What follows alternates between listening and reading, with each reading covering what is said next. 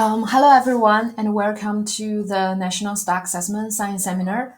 My name is Bailey, and I coordinate this monthly seminar series that highlights interesting advances and topics in stock assessment science. Before we get started, I just have a quick announcement.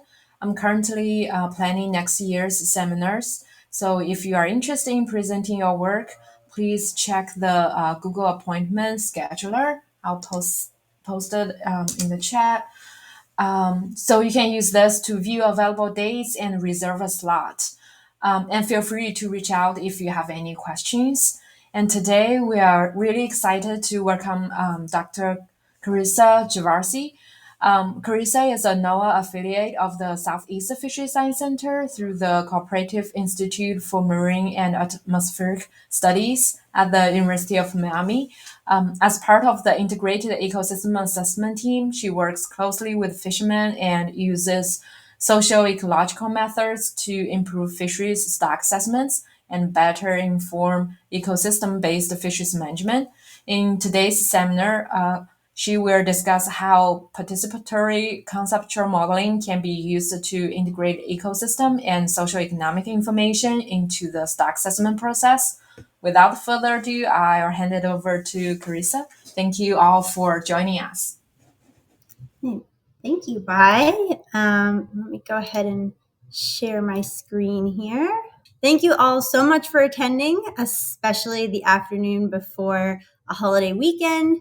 I really appreciate you being here. I'm going to give an overview of a study we've been working on for the past 3 years.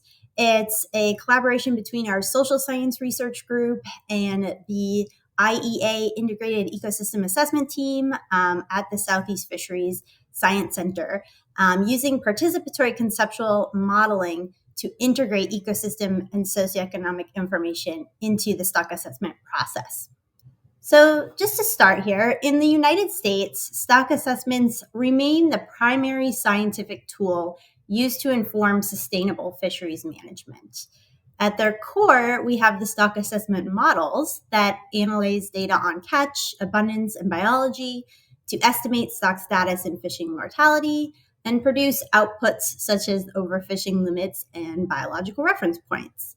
However, the stock assessment process, as outlined in this figure pulled from NOAA's Stock Assessment Improvement Plan, encompasses a broader continuum, ranging from data collection and processing to model development to management decisions based on assessment model results. Now, improving this full process has been an ongoing priority, with a lot of recommendations in NOAA's Stock Assessment Improvement Plan for advancing assessments nationally. There are ongoing improvements in each step of the assessment process, including advancements in data collection, modeling software and techniques, and communication strategies, such as efforts to develop streamlined and reproducible reports. However, there remains ample room for improvement, especially considering increased global demand and competition for fish resources, the rapid pace of global change, and even concerns about public trust in science. So within the Stock Assessment Improvement Plan, one of the major recommendations for future action is that there be more and routine consideration of ecosystem, environmental, and socioeconomic drivers in the assessment process. It's well understood that fisheries are complex social ecological systems and can be affected by a range of external forces. These include environmental variability and habitat changes, as well as socioeconomic factors like fuel prices and labor markets. While some of these drivers may be implicitly accounted for in stock assessment models, they're not routinely or systematically incorporated into the stock assessment process. Additionally, there are many external forces and social and economic considerations that are relevant to quota implementation, but are often overlooked. These complex systems contain feedback loops such that actions have reactions, and if they aren't explicitly counted for, they can undermine effective fisheries management. So the need to better understand and incorporate these factors was further underscored in the socioeconomic aspects in stock assessments, or SESAW, workshop report. This report aimed to review current practices for incorporating socioeconomics into the stock assessment process and provide recommendations for future action. Now, ecosystem and socioeconomic variables are being more and more routinely considered at various stages of the assessment process. For example, external factors like fuel and export prices are increasingly considered in standardizing catch per unit effort data. As you can see in this table here from a recent study, also recent reviews are suggesting increasing consideration of ecosystem variables in assessment models, but the scope remains limited and often ad hoc. Finally, there are indicator-based approaches like risk tables and ecosystem and socioeconomic profiles, as shown here, that provide context for management and may inform assessment models. But despite these advancements, clear guidance is still lacking on how to identify which external variables matter, where they should be incorporated in the assessment framework, and how to balance trade-offs between diverse societal goals. Without structured approaches, valuable contextual information may be overlooked. One promising pathway for expanding the assessment toolkit is through structured engagement with fishermen.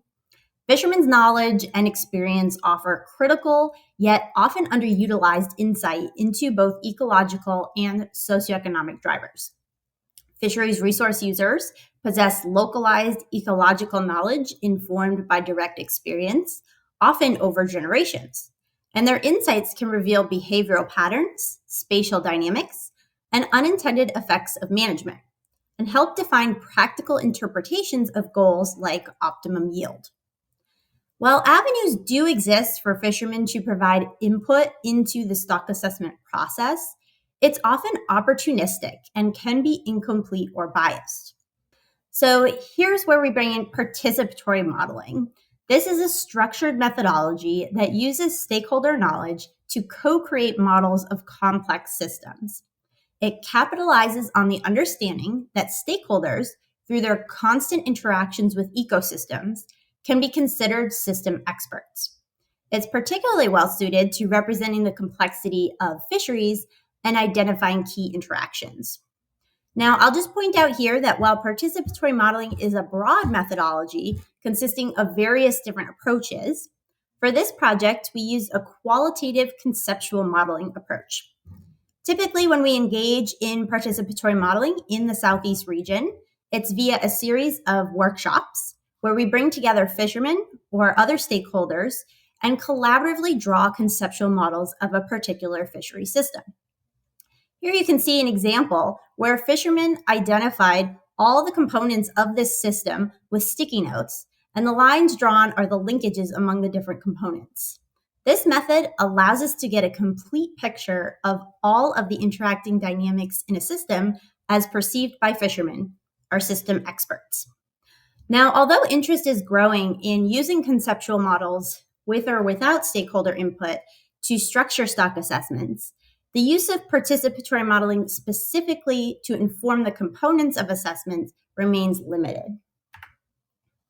So this study addresses that gap by evaluating how participatory modeling can provide a structured and transparent framework for integrating ecosystem and socioeconomic information into all stages of the stock assessment process. We generally used the Seesaw report as a guide, as it breaks the assessment process down into the 6 steps shown here and provides a useful structure for evaluating where and how participatory methods can be applied to each step. Again, while the stock assessment model provides scientific estimates, the broader process involves decisions about data, model structure, and social and economic effects, all of which can be improved with additional consideration of external drivers. So we illustrated our approach using a Gulf of America red snapper case study. And for those of you who are not aware, a little more about red snapper. It is one of the most economically valuable fisheries in the region, and it's targeted throughout the Gulf, from Texas to the west coast of Florida, by both recreational and commercial fisheries. The fishery is currently undergoing an extensive stock rebuilding, after a major collapse in the 1980s. There's been a lot of research at the Southeast Center on red snapper, which has allowed us to inform a very complex stock synthesis model. But the importance of the red snapper resource and variety of interacting dynamics in the fishery underscore the need to fully understand and account for social ecological drivers that impact population dynamics and fisher behavior. So I'll just quickly run through the specific methodology we used for this project. I mentioned previously that typically when we conduct participatory modeling projects, they are in a workshop setting. But unfortunately, we started this around the height of the COVID pandemic. So we had to switch gears a little bit and started with phone conversations with individual fishermen. We use those conversation transcripts to create the conceptual model of the fishery. So anytime a fisherman mentioned a particular linkage between two factors, that was drawn out in the model.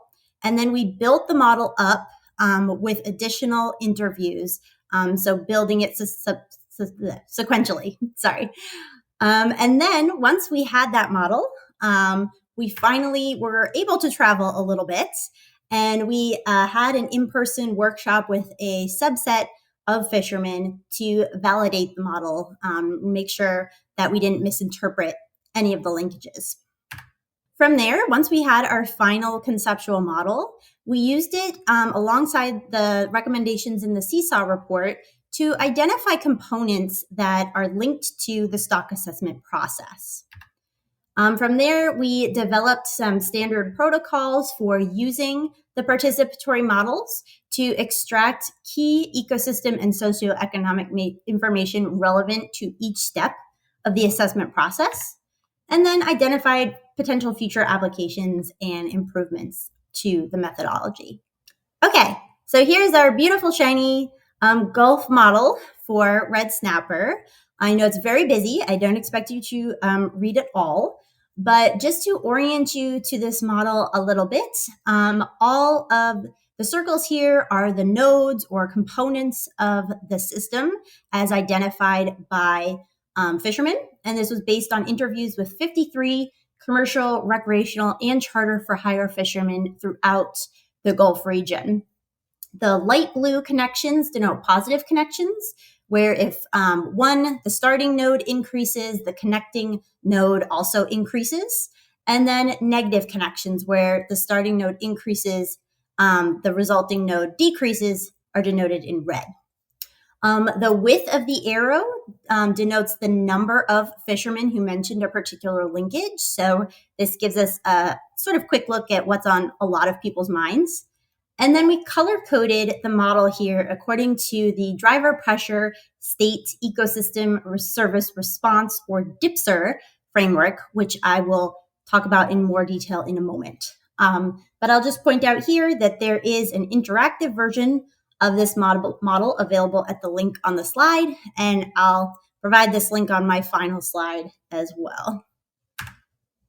Okay, so now that we have this beautiful, pretty colored model of the Gulf red snapper fishery, what do we do with it? How can we use it to better inform the stock assessment process? So here on this slide, I have again broken down those 6 steps of the stock assessment process based on the Seesaw report. And what we did is we looked at our participatory model and identified the benefits of the model for each step of the process. And then using the red snapper case study, developed a specific methodology that could be used for extracting that ecosystem and socioeconomic information relevant to each part of the process. So I know this is very busy. You don't need to read all that. We'll walk through it step by step. So starting with the data collection step. This step of the stock assessment process includes fisheries independent data from biological surveys, fisheries dependent data on catch and effort trends, biological characteristics of landed and discarded fish, and abiotic and other relevant ecosystem data. Now, identifying the components of the greater ecosystem and socioeconomic landscape that are important to include in stock assessment models is extremely challenging. While it is well recognized that a myriad of external factors can influence fish stocks and fisheries, there's a lack of standardized methods for determining which of these factors are important to consider in a stock assessment context. So, participatory conceptual modeling can help reveal important change agents and driving variables in the system and the trickle down effects that might warrant changes to data collection methods. Using the red snapper case study, we developed a two-step approach for identifying key drivers based on these participatory models. The first step uses social network analysis, and specifically a method called matrix cross-reference multiplication applied to a classification, say that 5 times fast, or MICMAC for short. And this is a structural analysis method that was originally proposed by Jibrin and Godet in 1973. And it's used to examine the relationships between variables in a system and discover the key variables. The dependence relationships among all the variables are drawn as this influence dependence or influence dependence chart. Okay, from there, we also categorized all of the nodes or variables in our model using the DIPSR framework.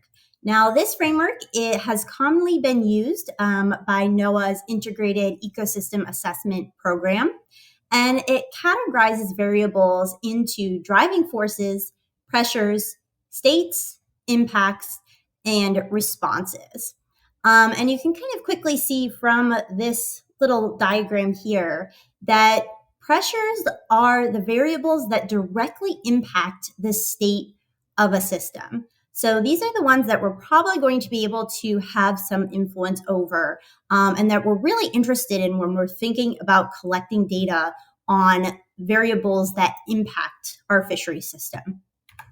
So by focusing on pressures that have a high influence on the system or a high MICMAC influence score, we can examine in detail the factors that directly impact the state of the fish population and fishery. Additional data collection may be warranted for some of these pressures if they're not currently considered during stock assessment. But this can also provide us with a quick look at potentially some avenues for additional research exploration. So using the red snapper conceptual model, we created an influence exposure, or same thing as influence dependence chart, using only the nodes labeled as pressures. The pressures with the highest MICMAC influence scores, we set a cutoff here at 0.8, were highlighted as key system pressures and examined in more detail in the model and transcribed stakeholder conversations. So I'll just highlight one here at the top right. We see one of the highest MICMAC influence variables here is depredation. So anglers noted that depredation has a very big impact on the system. And let's just dig into that one a little bit more.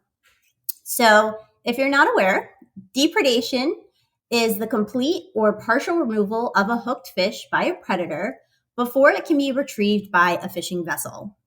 And this has generally been considered a source of cryptic mortality in stock assessments, as it's not really considered a part of discard mortality.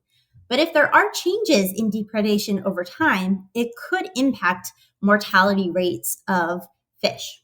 So when we take a look at time series of recreational discards over time, changes in things like depredation can lead us to the question of what is the fate of these discarded fish and how is that changing over time? Importantly, many of the fishermen that we spoke to noted that mortality from these depredation events is incredibly significant and is getting worse and worse over time.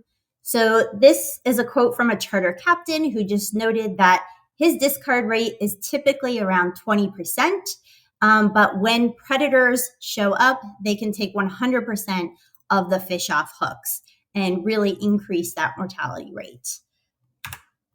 And this actually aligns with some ongoing research on depredation in the Gulf. This figure is from a workshop that was run in the Gulf region, looking at the perception of depredation frequency through time. Fishermen at the workshop were asked to draw out their perception of how depredation has changed, and those drawings were combined to form this graph here.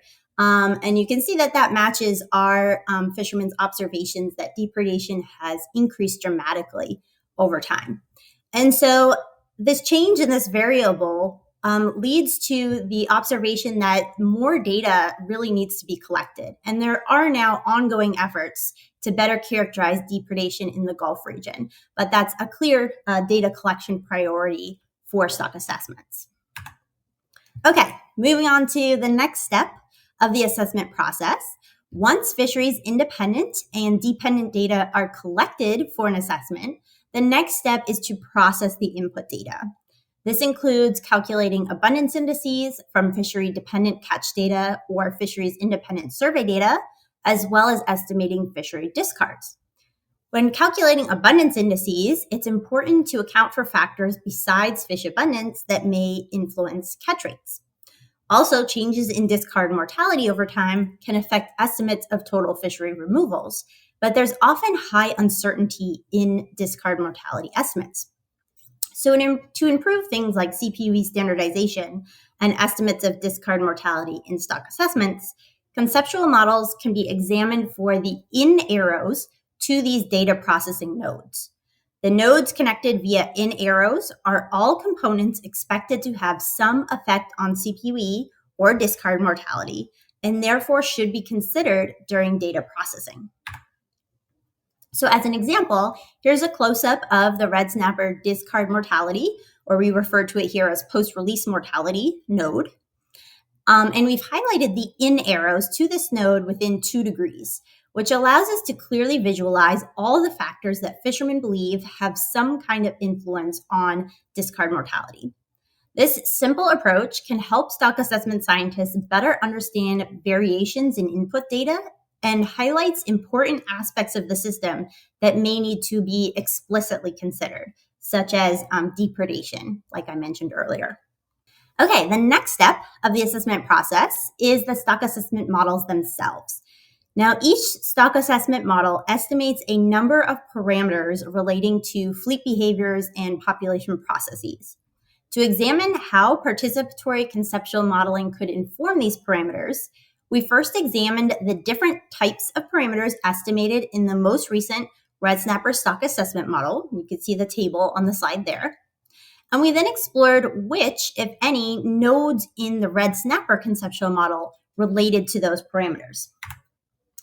So just as an example here, we looked at the recruitment node in the red snapper model. In stock assessment models, population processes such as recruitment are often estimated with high uncertainty, as they can be influenced by a myriad of unknown ecosystem drivers.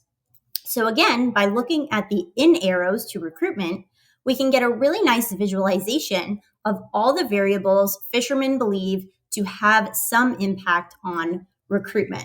So we can see, for example, here, fishermen identified things like hurricanes, availability of structured habitat, and red tides as having some impact on red snapper recruitment. Now, the red tide linkage here was particularly interesting. According to some fishermen, red tides along the west coast of Florida have historically had major negative impacts on red grouper in shallow water areas. And when red grouper populations are wiped out, fishermen noticed increased red snapper recruitment to those nearshore areas. Interestingly enough, stock assessment scientists were previously a little bit baffled by observed increases in the red snapper log recruitment deviations immediately following 3 red tide events with high red grouper mortality. So this increase could potentially be explained by that fisherman's hypothesis that red snapper recruitment increases post-red tide events.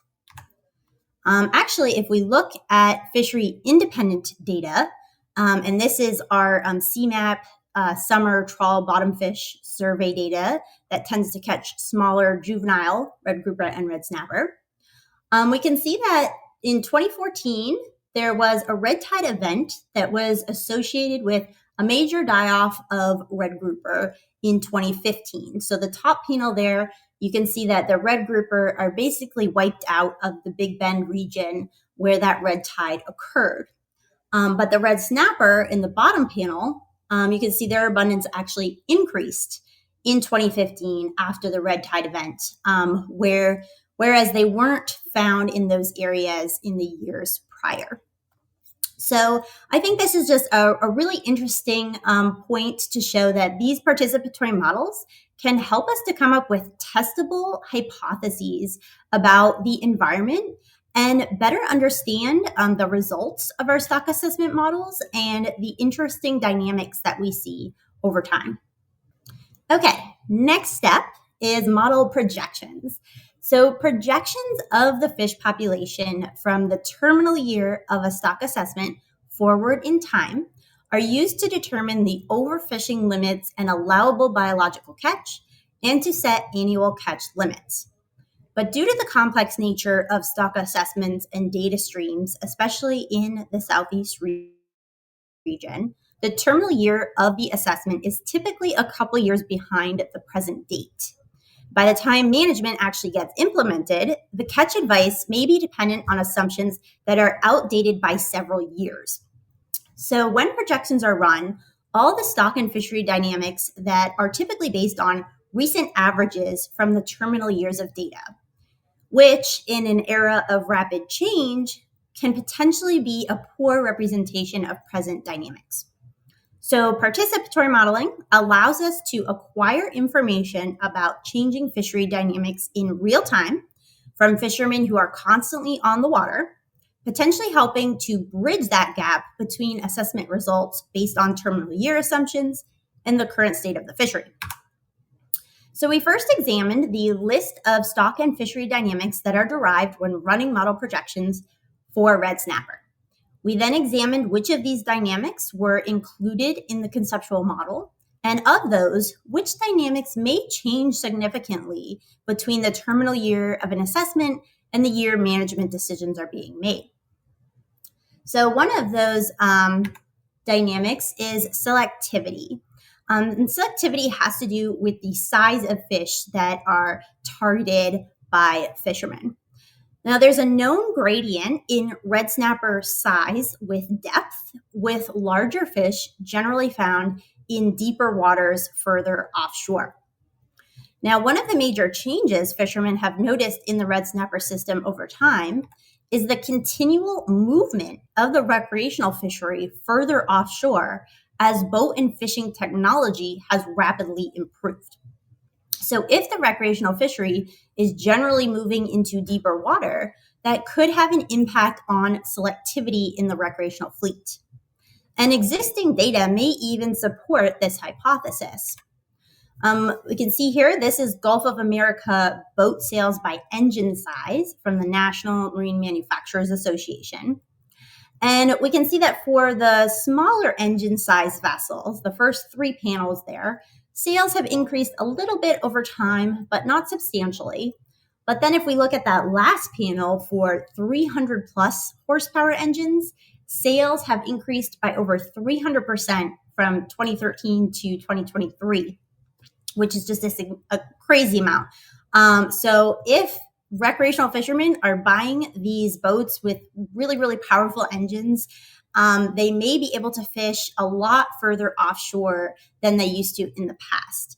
And this could have an impact on selectivity and mean that selectivity might be changing at a faster rate than previously estimated.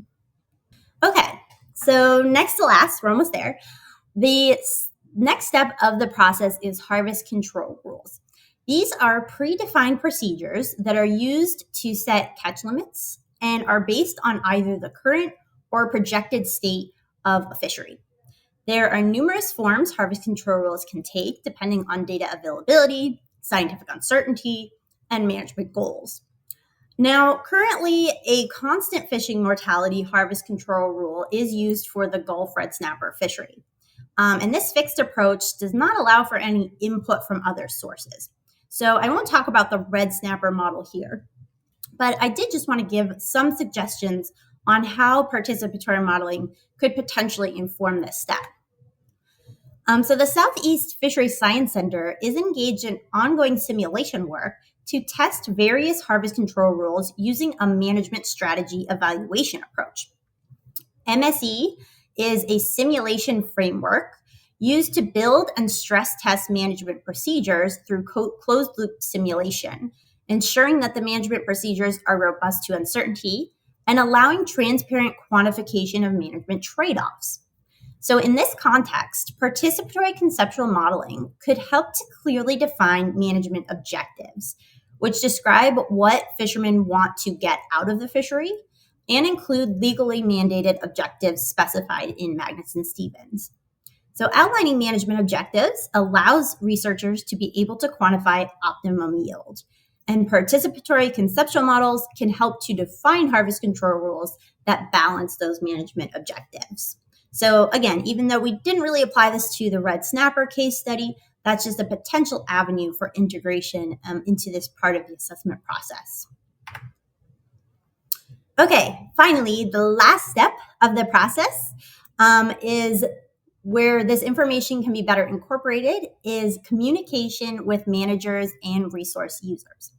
So stock assessment models provide quantitative catch targets and limits, but they do not provide any recommendations for how managers should respond. Managers have a suite of regulatory actions that they can choose from to respond appropriately to assessment model results.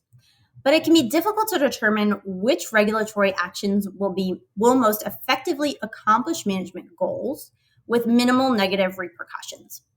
Fisheries resource users are uniquely situated to observe cause and effect processes and those socio-ecological feedback loops. So the red snapper participatory model allowed us to visualize these processes and feedback loops, helping to examine the downstream impacts and unintended consequences of management actions. So here we highlighted all of the regulatory nodes in the model and looked at all of the out arrows from those nodes to see what the potential consequences of those actions and feedback loops in the system might be. So just for an example here, several fishermen noted that decreased bag limits, size limits, and short seasons can successfully achieve the management objective of increasing stock abundance. However, the conceptual model revealed some notable perceived pros and cons to these management approaches. So for example here, if we look at the recreational bag limit node, you can see that it is linked to recreational trips, such that when the bag limit is decreased, the recreational effort also decreases. However, you can see this connection here to high grading and discarding. A lot of fishermen noted that when bag limits are small, and currently for red snapper, it's 2 fish per person per day, that can actually lead to an increase in high grading and discarding rates. A lot of fishermen noted that when people collect their red snapper on a fishing trip, they might fill their bag limits, but then later on in the trip, they catch a larger red snapper. And so they'll toss the ones that are in their cooler already and keep that larger fish instead. So increasing that high grading rate. And a lot of fishermen also noted that increased high grading and discarding could potentially be one of the contributing factors for the increased depredation rates in the Gulf. So these models just really give a nice pictorial look at some potential ramifications of management actions. And considering the impacts of particular regulations can help managers make more informed decisions in the future.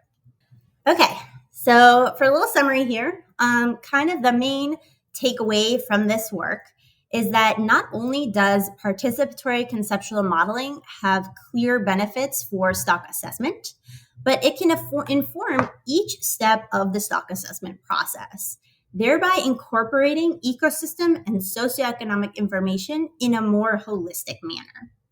with the red snapper case study, we have been working with assessment scientists from the beginning, participating in the CDAR assessment process, and submitting various working papers for the workshops. This collaboration is really important, and we think that engaging in participatory modeling alongside future stock assessments would greatly increase our understanding of the socio-ecological feedbacks that are often critical to management success and help determine how best to manage fisheries through an ever-changing environmental and human landscape. But beyond the benefits I outlined, participatory modeling directly links the observations, interests, and concerns of fishermen to the assessment and management process. This has a whole host of benefits, but bringing fishermen more explicitly into the process in a structured way could really improve buy-in to management and increase public trust in science. Also, the specific methodologies we applied to each step we think are flexible enough to work for any fisheries system. Participatory modeling can help stock assessment scientists, managers, and stakeholders to identify research priorities and engage in collaborative management that will continue to support sustainability efforts while considering the needs of the many stakeholders who rely on fishery resources. And with that, I will thank you all again for joining me on this afternoon before a holiday break.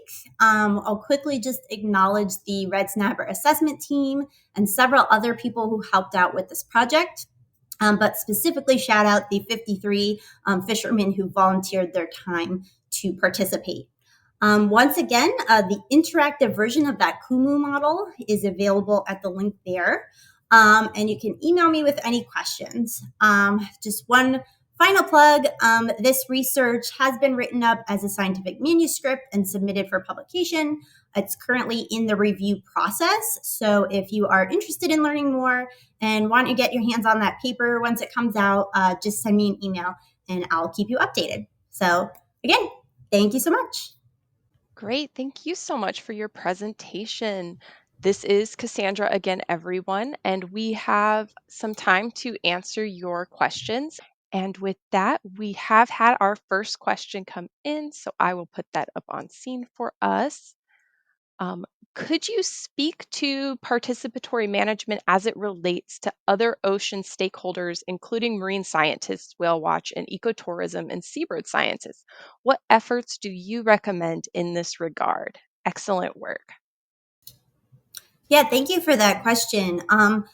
I definitely think that this methodology could apply to other stakeholder groups in addition to just fishermen. And we've actually talked about expanding our red snapper model using inputs from other sources like peer-reviewed literature and other stakeholder groups input to get a really full, well-rounded picture of what the system looks like from a variety of perspectives. So there's definitely pros and cons of all the different approaches. We decided to focus on the fishermen's perspectives for this project, but it certainly could be applied to other stakeholder groups in other regions.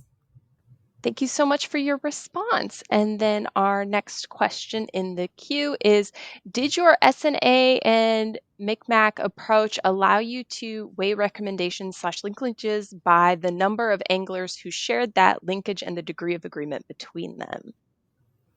Yeah, that's a great question. We didn't actually do any quantitative analysis on like the number of fishermen who mentioned particular linkages. We thought that might be a little bit arbitrary because what people decide to share with us on a given day might sort of differ. And even if a lot of people mentioned a particular linkage, it doesn't necessarily mean it's the most important one in the system. So the MCMAC analysis, it's an approach that really allows you to uncover the dependencies within the model. So not just the direct connections, but also how individual factors indirectly relate to other connections. And so we really just wanted to get a broad picture look at what pops out in the model as most important. But yeah, there could be, there's numerous ways that you can use these models and run different analyses on them. So I think there's a lot of future possibilities. Okay, and I'm going to hop over to a question that came in the general audience chat, so I can't put it on screen for us. Um, do you evaluate the validity of the fishermen's comments? What seems to be often overlooked in this approach is the logic reasoning for the connections. So there's two questions: why there is a rising trend in depredation, and what explains the positive response of red snapper recruitment to the adverse effects of red tide on red grouper. What is the link? Okay, that's a lot of questions there. Yes. I'll try to get them all. So in terms of validity of fishermen's comments, no, we didn't really do anything to assess the validity. We just understood that this model was based on fishermen's perceptions, and we think that it really allows us to develop those hypotheses, like I mentioned, those sort of priority things that we want to look into further, and just gives a little bit more context to the assessment process. But in the future, validating those comments with peer-reviewed literature and things along those lines could definitely be a next step.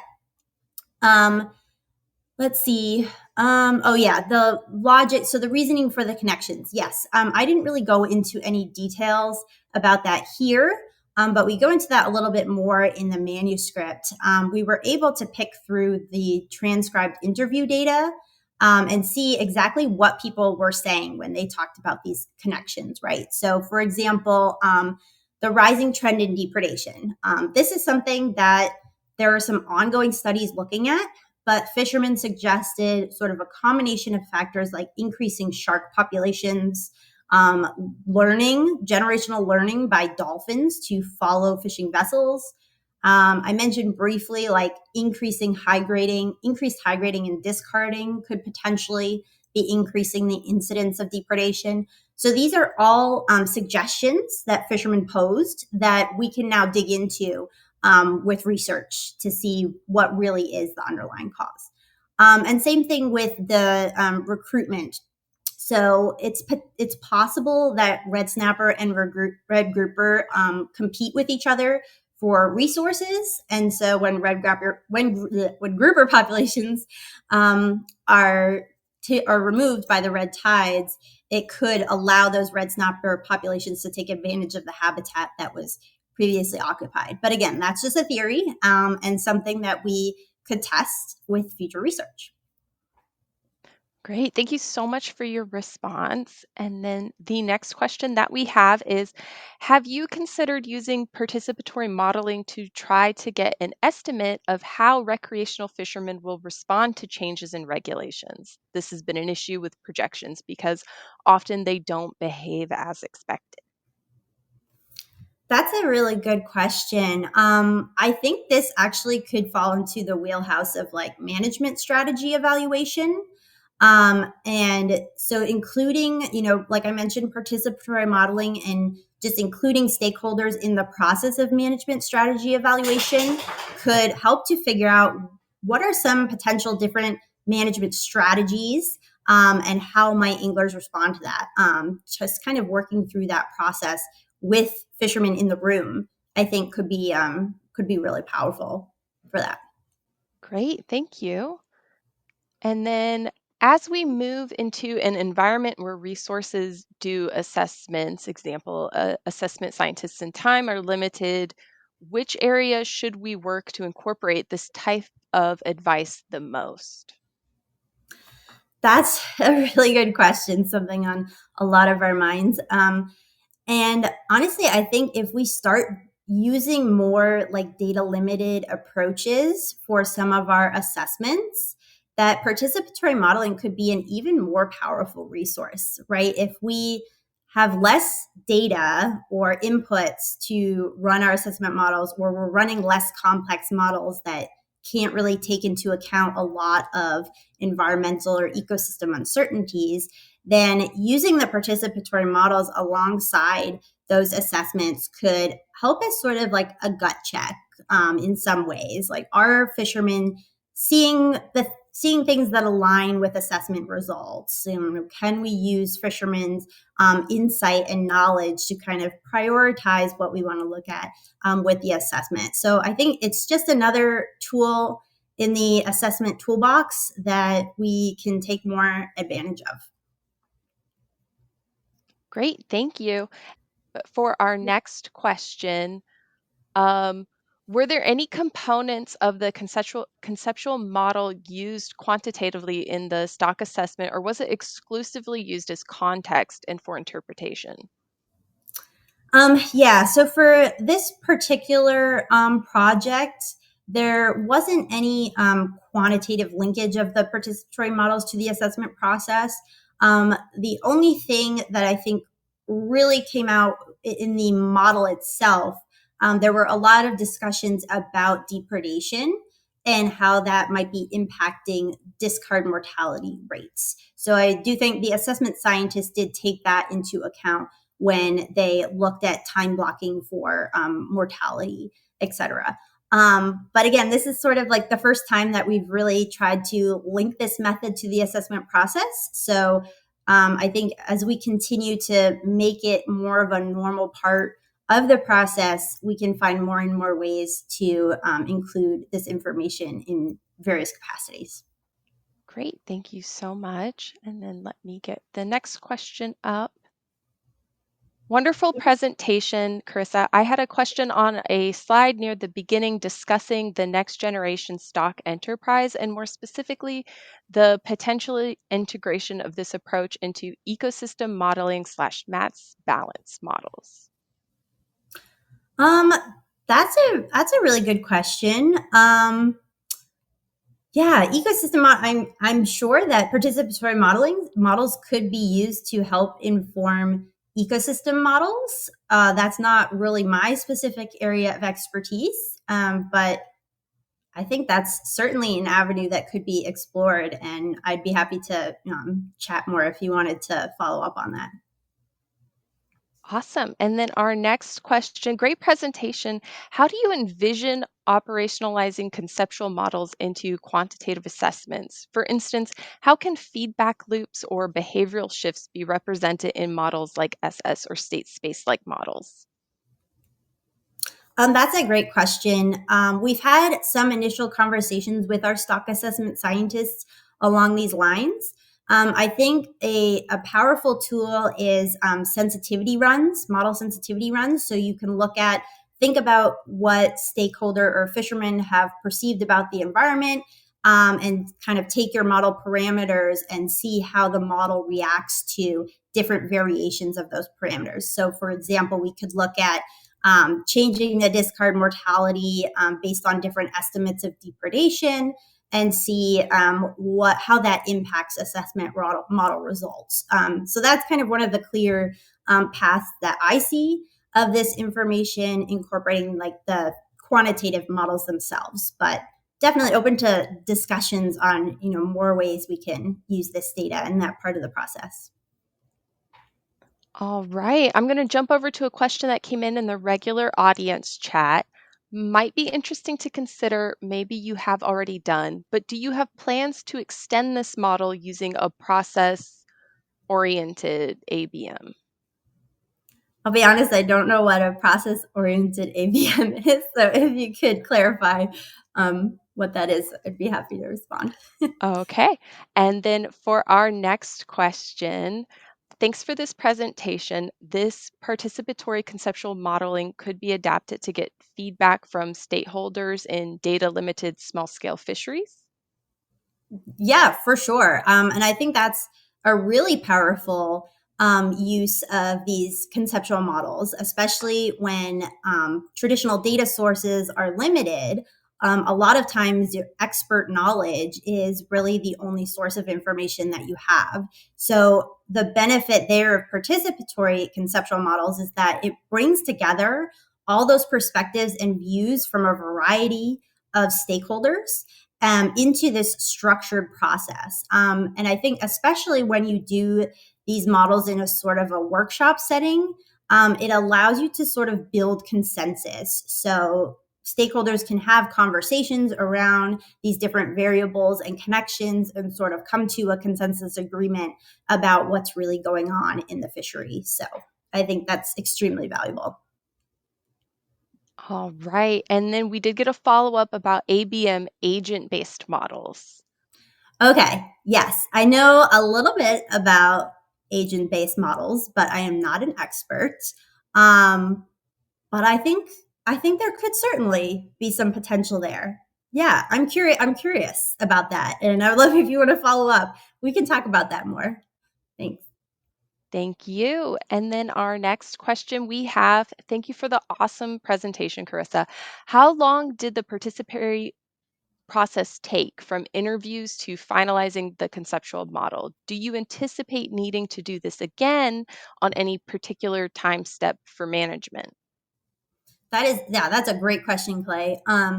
And I think it was a little different this time since we were, mid COVID pandemic and we were doing phone conversations. So I think it took a little bit longer than it might have normally, since we kind of had to opportunistically chat with people on the phone when we all had availability. And so to interview the 53 stakeholders we had ended up with, we did it over actually a period of a couple of years. But normally, when we engage in participatory modeling in a workshop setting, we can kind of get all of these models put together in the period of, a several hour long workshop or a couple day workshop. And then, depending obviously on how many perspectives you need to get, do you need perspectives from a whole bunch of different regions, or is one particular area sufficient? That's going to have an effect. Um, but I think like once you have a starting model for a particular fishery, future iterations could be sort of just updating that model, right? You could have a few more interviews, maybe go back to the original fishermen that you interviewed and also include a subset of fishermen that had not previously been involved in the process, and just go through and kind of update the model with new information, which shouldn't take as long. And we do want to be concerned always about like stakeholder fatigue, right, with participating in these types of projects. So being cognizant of that. But I think alongside stock assessments as they're updated every few years could be really valuable if that's possible. Great. And then our next question, how do you manage conflicting views or competing narratives that arise during the participatory process? That's a great question. And that does come up. And we wanted to include everything we could in this model. So if you were to go back and look at our model, there are a couple of linkages that were unknown direction, right? They weren't positive or negative. We put them as unknown. And that was because there were some fisher groups who might have said the interaction was positive, like the starting node positively impact the ending node. And there were other groups who said the opposite. And I think that's really important to highlight in the model. And then we can look at the transcribed interviews and really dig into those nuances in more detail. And in a lot of cases, it could be regional differences. So they're just regionally different perspectives about the same process, or things along those lines. So that's how we looked at it in this model. And I think, again, just digging more into those conversations can really get at those nuances. All right. And I think that is the end of our Q&A. There are no more questions in the queue. Thank you again for joining us today and sharing your work with us. This was really fascinating to hear about. And thank you, Bai, for organizing today's event. Thank you all for joining us today. We hope to see you at our next National Stock Assessment Science Seminar. Take care and enjoy the rest of your day.